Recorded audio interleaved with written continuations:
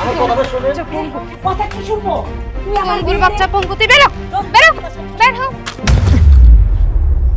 মা, এই পঙ্গুর বাচ্চাটা এত মারামারি, তারপরও তো মরেও না। যা বের হ বলছি, এখান থেকে বের হ। বউ আমার কথা শোনো, আমি আর তোমাদের সাথে বিরক্ত করব না মামিমা। আমি কথা দিতেছি আর কোনোদিন আপনাদের সাথে আমি আর কোনো ধরনের বিরক্ত করব না মামিমা। আমার আর মারেন না, আমার আমার ভাইয়ের কাছ থেকে আলাদা করে দিন না মামিমা। শোন, তোকে আমরা এই বাড়িতে রেখে আমরা কোনো বিপদে পড়তে চাই না। আর তোর মতো একটা লোক যে এই বাড়িতে থাকবে, এটা তো আমি ভাবতেও পারি না।